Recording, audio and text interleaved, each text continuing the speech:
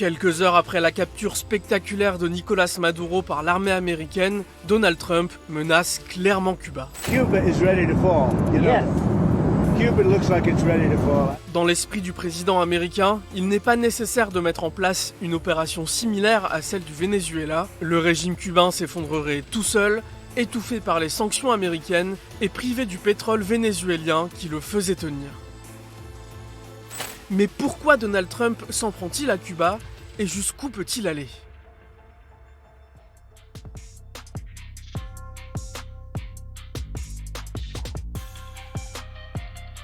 Samedi 3 janvier 2026.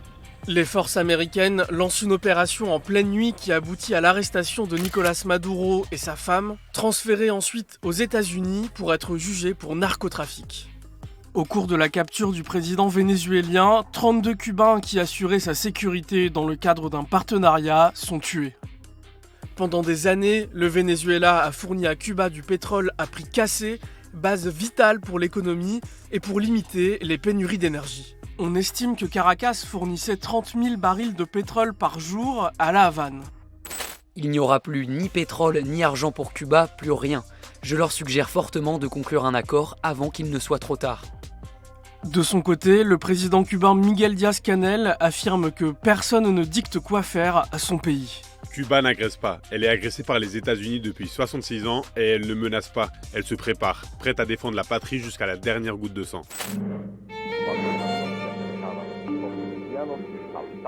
Cette charge de Donald Trump s'inscrit dans plus de 60 ans de confrontations explosives.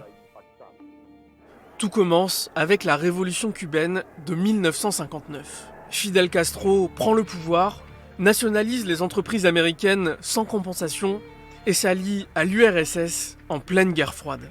Washington réagit par une rupture diplomatique en 1961, suivie d'un embargo commercial quasi total qui reste en vigueur aujourd'hui. La même année, l'invasion ratée de la baie des Cochons humilie l'administration Kennedy. Et l'année suivante, en 1962, la crise des missiles nucléaires soviétiques à Cuba met le monde au bord de la guerre nucléaire pendant 13 jours. Pendant toute la guerre froide, Cuba devient le symbole d'une Amérique latine qui échappe au contrôle américain, tandis que des centaines de milliers de Cubains fuient vers Miami, formant une communauté d'exilés très opposée au régime castriste. Barack Obama tente un dégel historique en 2014-2015, avec la réouverture des ambassades et un assouplissement des voyages et transferts d'argent. Mais Donald Trump inverse tout dès 2017. 200 nouvelles sanctions, restrictions sur les vols commerciaux, interdiction des croisières et saisie des cargaisons pétrolières vers l'île. Donald Trump revient sur une autre décision de Barack Obama et reclasse Cuba comme État terroriste.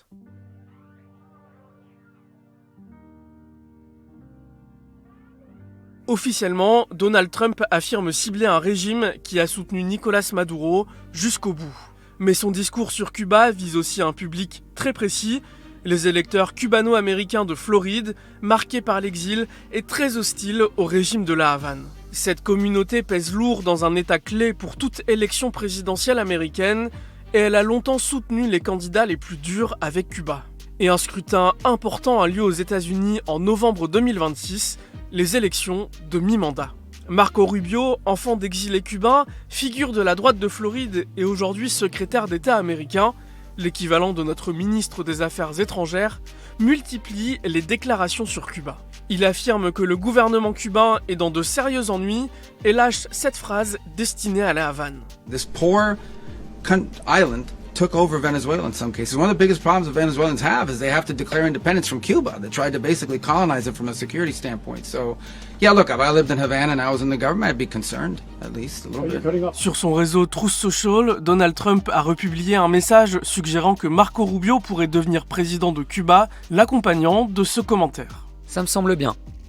Marco Rubio, il a déjà commencé à être très actif sur ces questions-là sous l'administration Trump 1.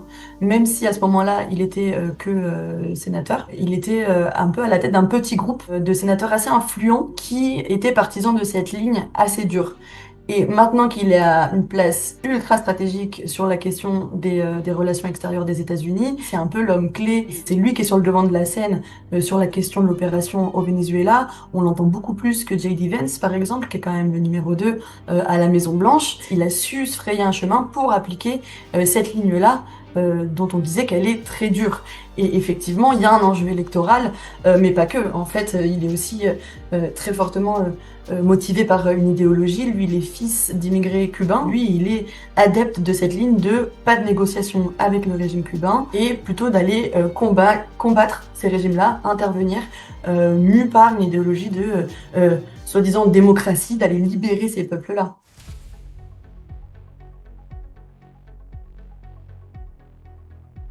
L'administration américaine mise sur un effondrement naturel du régime, mais un vrai renversement de la Havane reste très incertain. D'un côté, l'économie cubaine est au bord du gouffre. Un tourisme en berne après le Covid, des coupures d'électricité, des pénuries de biens de première nécessité, des crises sanitaires liées notamment à une épidémie de chikungunya. Pero no quiero ser pesimista, pero sí soy realista. El 2026 va a ser duro, muy duro. Pero bueno, hay que seguir peleando. À Cuba, l'opposition interne reste faible et très réprimée. Les manifestations massives de juillet 2021 n'ont pas abouti à un mouvement structuré. Les leaders sont emprisonnés ou en exil, les dissidents sont surveillés en permanence et le régime conserve un contrôle total sur l'armée, la police et les médias. L'ONG Human Rights Watch note que le gouvernement cubain a intensifié la répression depuis 2021, rendant toute contestation organisée quasi impossible. Ce qu'on pourrait envisager comme scénario, c'est qu'effectivement, Cuba finisse sa longue descente aux enfers, parce que même sans la chute du Venezuela, on est sur un effondrement économique, au moins depuis 2020, qui va droit dans le mur. Ensuite, ce qui se passera, est-ce qu'il y aura un interventionnisme américain assumé? Est-ce qu'il sera couvert, comme dans d'autres situations? Est-ce qu'il y aura un accélérateur extérieur? Est-ce que ça va se faire tout seul? Ça, je peux pas vous le dire, mais c'est à craindre.